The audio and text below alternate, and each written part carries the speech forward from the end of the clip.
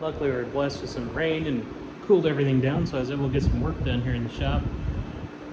Finally got the arms off the bike. I want to get all those arms repowder coated. The original Polaris powder coating seems to be kind of weak. You can see there it's getting sandblasted down to raw metal on that one, so I figured it'd be easier just to get them all repowder coated instead of trying to match perfectly just the ones that were bad, because they all have chips, they all have little imperfections. So I'll just get them all repowder coated. There's about 5 different reds on this thing anyway, so as long as all the arms match, it should be fine. The arms were kind of a pain to get off. If you're gonna do something similar, just do yourself a favor. Just start with taking out the CV axles. Like, not the very first thing you need to do, but like, don't fight and try to not take those out.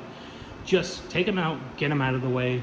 It's super easy to take them out. They probably need some new grease anyway. Just clean that thing up and re-grease them while they're out. Other than that, yeah, everything went pretty smooth. I'm having trouble getting a couple things unlodged here, so I got them soaking in some penetrating oil. I hit them with some heat tomorrow morning, and hopefully those will pop out and I can take these things to powder coat.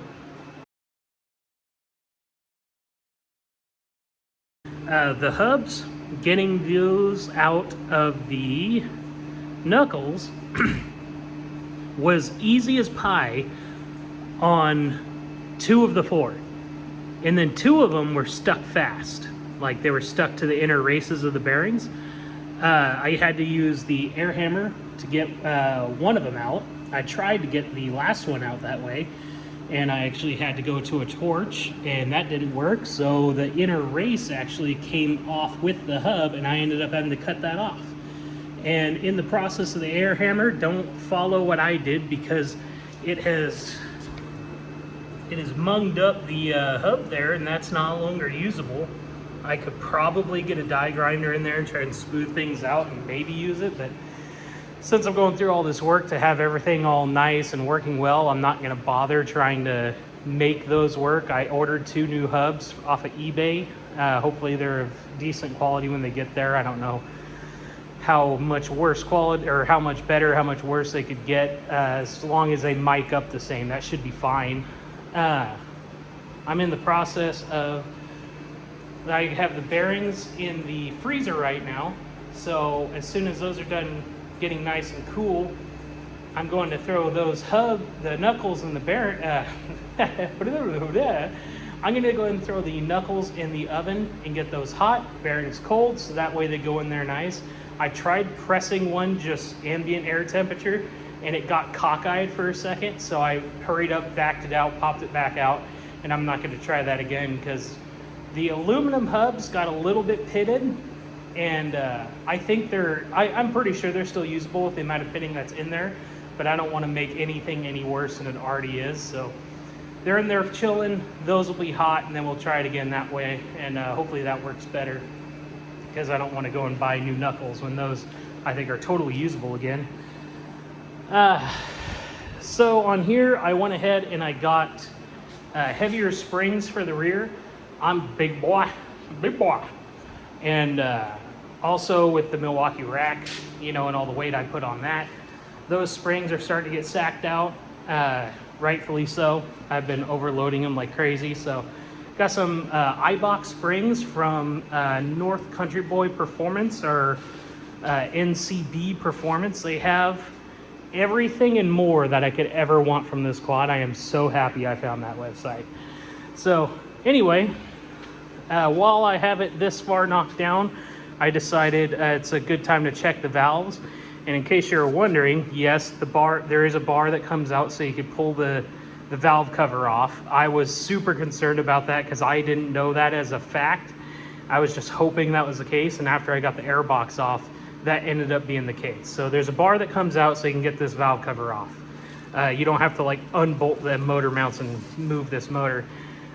This motor is the single overhead cam. So it looks like the whole bucket shim scenario that you'll find on, I believe, the dual overhead cams. That's not the case on here. It looks like I could just, like old school, tighten these down with a wrench, and that should be good. Loosen or tighten as I needed. I'm not ready to do that quite yet, so I'll put that bag on later.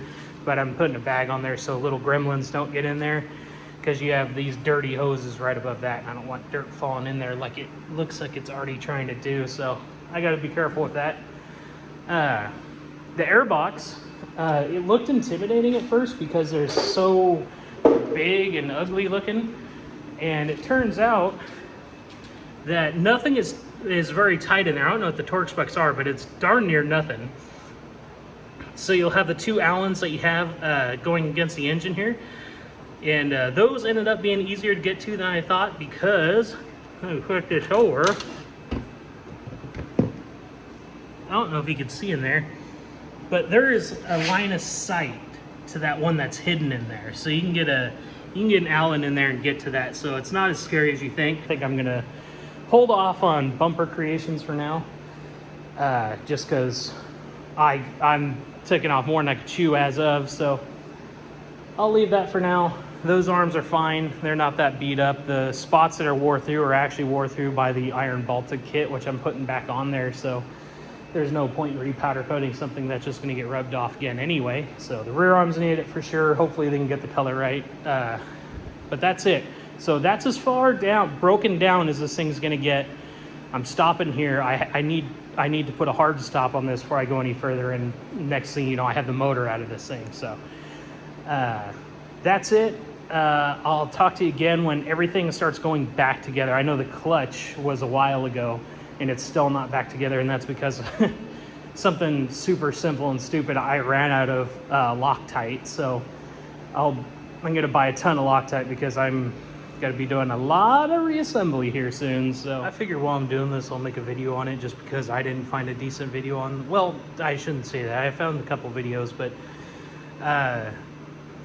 one of them had some misinformation on there as far as like these motors are concerned.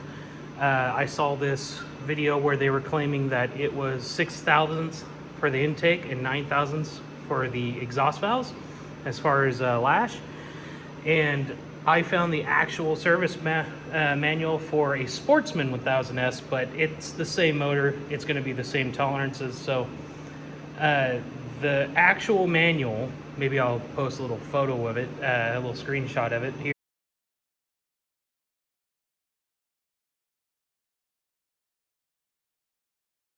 Anyway, it called for 0 tolerance on all these, which I know is weird. I've never heard of that before either, but it says it straight up in the manual that you're just supposed to be able to spin there's like a little, I don't know how well you'll be able to see it. This little bit here spins. You could feel it. It's, so they say as long as that's spinnable with 0 tolerance, you're fine. So I'm finding it tough to convince myself it's at 0 and not like too tight. So this is what I'm doing. This is against what the manual calls for. So I guess keep watching my videos, and if this bike's still running good, then maybe try it yourself. But I'm using the 1.5 thousandth tape, and what I'm doing is I'm getting it in there. I'm snugging it down to where I can let go of this. So it's tight enough to like where I can let go, and then I'll snug it down, because as you snug the lock nuts down, it gets a little bit tighter, but I could still pull this out. So I know it's at least not negative, or at least it's not too tight, I guess is what I'm trying to say. I'll just start with cylinder number 2, because that's what I'm on right now. Try and get this thing in here. Okay. Forgive my shakiness, I had to take you off of the gimbal here. So if, I don't know how well you're able to see that. There's a mark there and a mark there that's flush with the valve cover seal area, and then you can see that mark up there. There's a little dowel pin right below this center bolt. That's important. So what you're going to do is you're going to take off your PVT cover, you're going to grab your primary, and you're going to move it counterclockwise. And it helps if you take the spark plugs out to like release the compression. You're going to rotate that counterclockwise till you see this position for your number 2 cylinder, this one back here. For your number 1 cylinder, you're going to want to rotate that 100, what would that be? That'd be 180 degrees. So that little pin I'm telling you about, that is down below that bolt, it's like a little dot, that's going to be up top. And then there will be 2 horizontal marks like that to go flush with the seal area for the valve cover. And there's not going to be a 3rd mark up there. Here, let me show you. So that is what cylinder number 1 top dead center is going to look like. See that dowel I was talking about above the bolt? And then you have the 2 lines that are supposed to be flush with the valve cover seal, and there's no extra lines up here. That's what TDC looks like for cylinder number 1. And one last thing I'll say about doing this is after you're done, before you move on to the next cylinder, just go ahead and make sure you spin those bottom things, make sure that everything's loose, you know.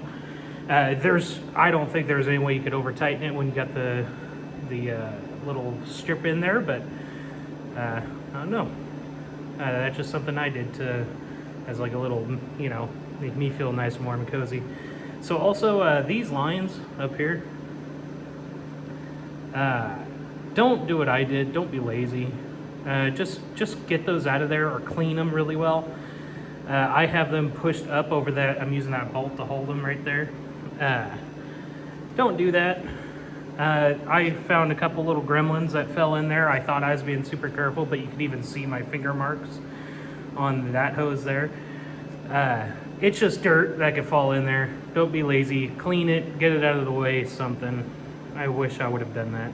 So anyway, that's all done. And there was one thing I wanted to mention, because I had already done the clutch. I'd gotten all bolted it together.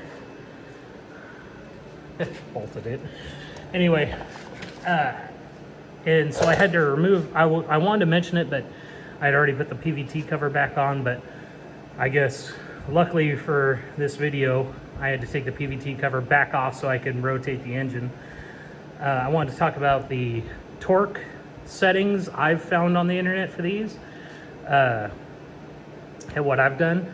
So the main consensus I was finding on the forums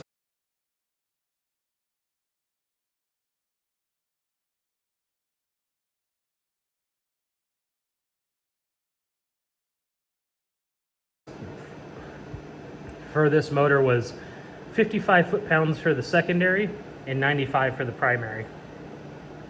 So primary is easy enough to hold down to get 95 foot-pounds with your hammer or whatever you're using to chalk that up. I don't have these specialty tools, so that's kind of video this is how to do without specialty tools, right? So the secondary ended up being tougher. I put the belt on, I tried wedging it a bunch of different ways. Nothing seemed to be working for me. So what I ended up doing was, and this is not good per se, I'm just going to tell you how I did it, you know. I'm not saying that this is right or good. I took my 1/2-inch extension, and that little area that you stuff your little spanner into to spread that secondary, so it was spread out because I had already put the belt on there, right? So I was able to shove this in there, this square bit, in that hole where you shove that spanner, because the spanner is too short and too flimsy to hold it for 55 foot-pounds, I found. I got pretty good grip strength, so, you know, this, if you're going to do it the hillbilly way, the Okie way, then I would try this. So what I did is I shoved it in there, and I got like soft pre-tension on it, right? Like, you don't want to just start bam, bam, bam, bam, jerking on this thing, creating a bunch of unnecessary dents and scratches in there. So what I did was I put it in there, and I preloaded it. Then I put my socket on the end, and I preloaded that in the opposite direction. And then I just slowly pushed. And if I felt this slipping, I would stop before it had a chance to slip very much at all. And then I would try and reposition it to where I got a good solid latch on it, because you know you don't want to be denting and marring all that stuff up there in your secondary. So anyway, this worked out good. I was able to get the 55 foot-pounds on that thing. I know some people have like electric impacts that you could set the power setting to. Mine's not that fancy, and I don't know, I like proper torque settings, especially on stuff like that's pretty much your transmission that's going to be driving your vehicle. So anyway, hope that helps. Okay, so I'll go a little step by step through here as I put this thing back together. You got your 6 bolts. I did a V pattern, almost like if you're familiar with like drawing or something. Like I did this almost like creating like a Star of David, 2 triangles, just to try and get even pressure on that valve cover gasket.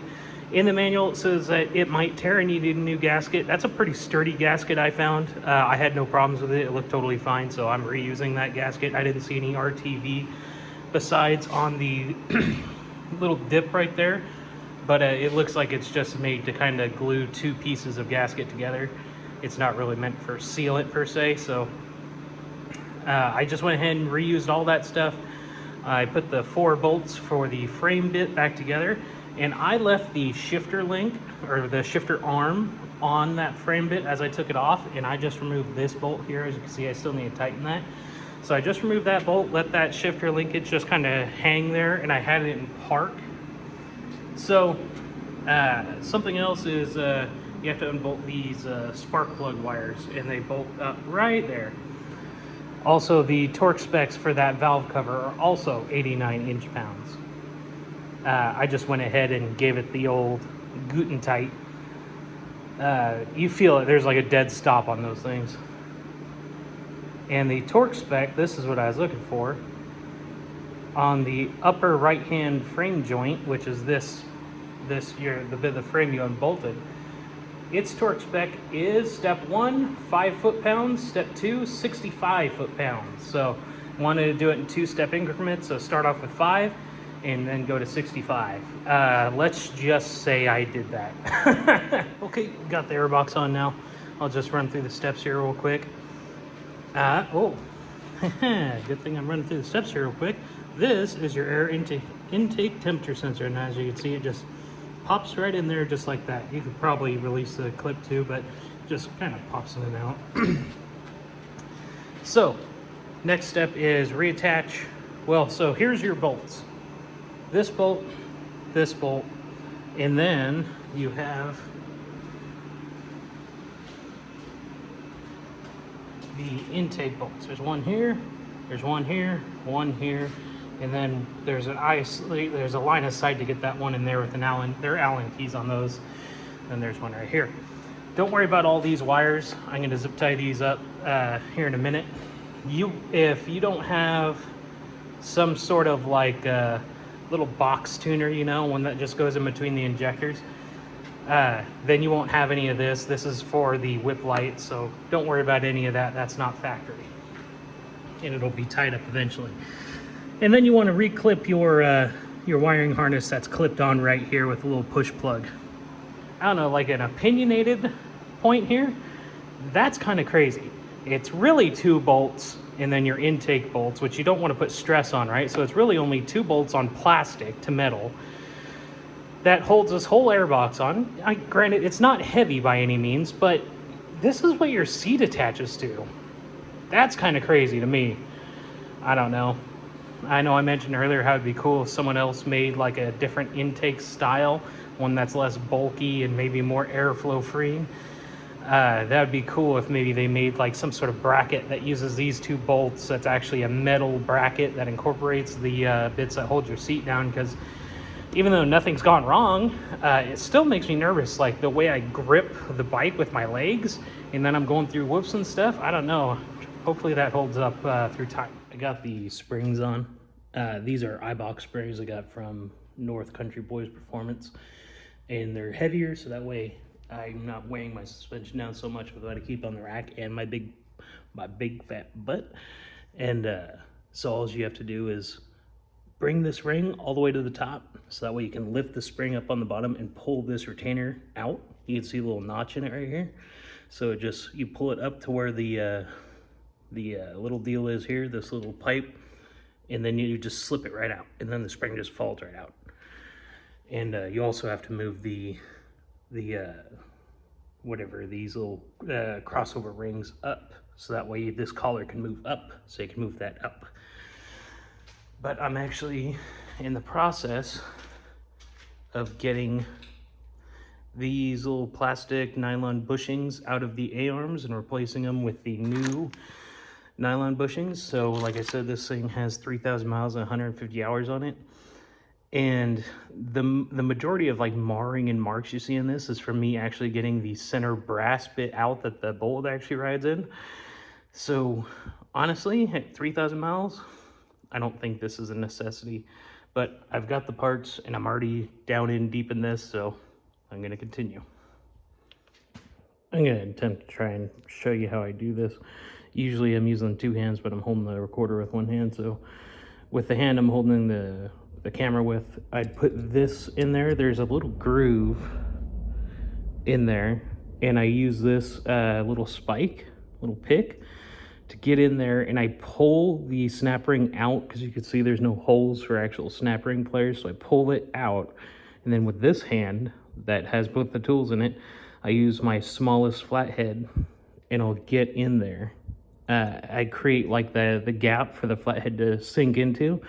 And as soon as I get the flathead in that groove, I'll use it to pry it upwards. And then it gets into that position that you see there, and now you're golden. You could just pull that and just gently like pull it out and up and around, and it'll pop right out, and then you can get that bushing out. And as far as the other bushings are concerned that don't have the snap rings like that one there, what I'm doing is I'm taking my 3/8 extension, because they only come out one way. They come out. So you have to put this past the first bushing in there at an angle, and then use a hammer and strike this, and kind of once on that side, once on that side, once on that side, once on that side, maybe here, maybe there. And you just kind of work your way around until the first bushing pops out. And because that takes a little bit longer than this method, but you need one of the bushings out to use this method. This is an air hammer bit, that this wedge fits in the center of the bushing perfectly. Grab a bushing and it fits in there just like that. And then I'll just hammer the hammer tip with that and just punch the other one out quickly. And then how you hammer it back in. So when I go to hammer the new bushings in, so there's not room to really swing a hammer in here accurately this way. So I'll turn it sideways and I'll just do what I can, you know, just hit it as hard as I can with the flat side and then get it in there. And once it's flush with this, it needs to go a little bit further. That's when I'll take the air hammer bit, put it in there, and then the same thing, I'll use a flat side of the hammer and hit the air hammer bit until it's all the way in there. The other side's easy, you just hammer it like normal and then use the air hammer bit to drive it in the rest of the way, all the way to the stop. Okay, so putting the arms all back together again, and I just wanted to step in real quick and say how I got these on. I came up with a better way to get this arm on than that one, because that one gave me a little bit of hassle trying to get to all the bolts. I originally on that side put all the arms on, all the bolts in loosely, like just finger loose, and then I went to tighten them all. And a couple of the bolts, like the bolt that holds on your brake caliper, especially that one down there, gets really hard to hold, really hard to get to once this is all together. So what I did was on this side, and it turned out a lot easier. If you do this, maybe you want to copy this. Put the lower arm on first, and I left the shock totally off, and I had it tied up out of the way. And then I got the bracket hooked up, the knuckle hooked up to the lower arm, and then I connected the hub and the axle and put the castle nut on, but it was loose enough to where I still had it down, so I could still get to these bolts and torque them down real well. And now that's all back together. Now I'm going to torque all these bolts down in the lower arms first, and then I'll do the upper arm last. And that seems like it's going to work out a lot better. All right, this is probably obvious to some of you, but this is just how I did it. Lower arm first, just like the rears. I found that putting the hub inside the knuckle to begin with, like I said, might be obvious to some of you. I didn't do it like that on the other side, and it was kind of a pain, so I did it that way on this side, and that was mucho better.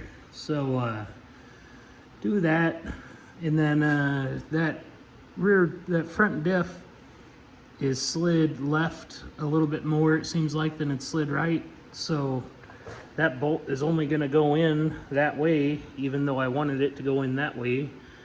But it is what it is. So that bolt, I've found, can't get it in that way, so it has to go in that way. Because I was trying to keep all the bolts uniformed, as in which way they went in, which side had the nut, which side had the hit. But not able to do that, so in these top ones get a little tight, so you'll just have to manipulate the suspension, and even then you're kind of having to angle that bolt in there a little bit. So one more thing I'd like to cover is the ball joints. Getting those off, I got this from Tusk. It's a ball joint press tool. This thing technically worked.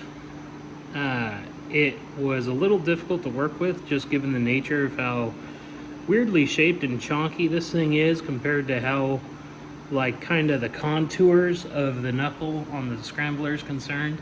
So this tool, even though it technically worked, I would see if you couldn't find a different brand, maybe something a little slimmer. The thing I had a problem with was the walls. So if you could find one that cuts further back into more of a C shape, that would work better for the Scrambler, and even a smaller footprint would definitely help. So this worked to get them off. I couldn't use this to get them on due to the nature of the shape of the knuckle and the shape of this, so I ended up having to just hammer those in, which I didn't really want to do, but I did it with the dead blow and everything seemed to work out all right. But just so you know, if you have a Scrambler, avoid this Tusk one. Try to find something different. Okay, in the vein of trying something different, this kit came from All Balls Racing, and this is the knuckle side lower A-arm bushing right here. Now this is the new bushing, and as you can see, it's not installed. And the reason behind that is the interior diameter is too narrow for the stock bolt. Now mind you, that's not a new bolt, that's the old worn out bolt, so if anything, that diameter has done nothing but get smaller in theory.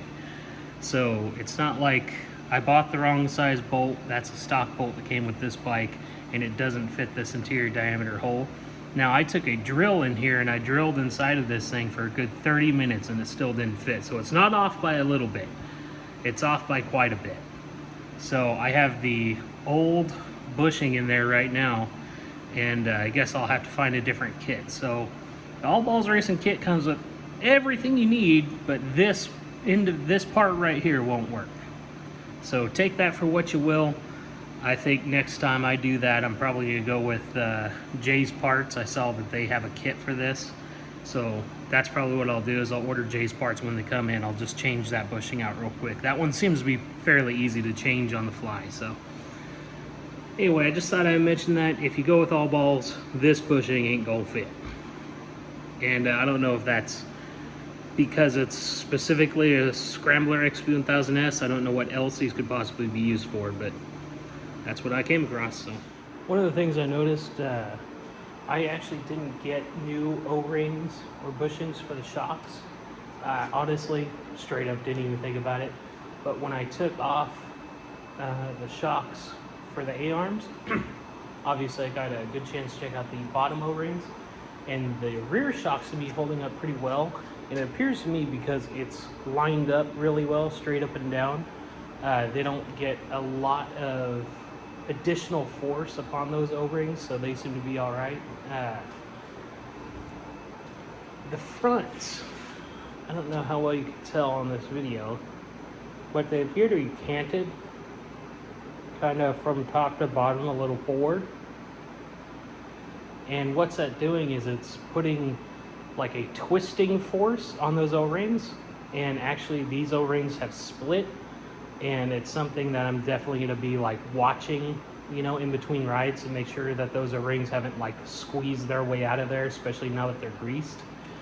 So That's something to look out for, is the O-rings on your front shocks. They'll definitely wear out first, and you should watch out for them. Make sure that they haven't split and kind of pushed their way out, because they were on their way to doing that before I did this. And like I said, I just forgot to get new ones, so I have them greased. I have them put back in there. Hopefully they don't weasel their way out, but if they do, I'll just pick up some new ones and put those on there. That's one of the more easier things to get to anyway. Things are looking a little better out here. She's coming back together good. Finally got those J parts foot pads put on, so getting the plastics put back on. But what I wanted to show you was that new intake I made. As you can see, fits in there good, clears. Like I had said prior, thinking about drilling holes or cutting a square out and adding something here, I did see that J Parts actually offers some sort of like cowl for this exact same scenario, where you can cut a hole here and put a cowl, so that way water coming over the top and any like straight dirt or rocks can't go directly in there. So I might do that, we'll see. But this has got to be a massive improvement compared to what that was factory. So we're just about done putting the black pearl back together, just getting the footwells back in. And I wanted to kind of document what I'm doing here. I already did it to the other side. It's putting new foot pegs on. So putting these like wider, more aggressive foot pegs on there. And it's turning out pretty good, I think. So what I did was I used a oscillating multi-tool with the cutting bit to cut the lugs down. This is my first time, so it didn't end up super smooth. Ended up better on the other one. So then I used the oscillating multi-tool sandpaper bit to smooth that out into a flat surface. And I get my foot peg set up where I want it, drill the holes, and then screw it into the bottom. You're screwing into plastic, so it doesn't need to be super tight. These particular ones came from, it was this company. They're super cheap. They were off of eBay. I'm not sure about the empty middle, if I'm gonna want some more support there. My game plan is if I do end up wanting more support in the middle, I plan on putting like bolts or maybe self-tappers in there with some washers underneath, just to create like something for my shoe to bite into. But we'll see if I even need that. But just wanted to show you that, because this is the last step before test ride on the old Black Pearl. All right, there she is, back in action.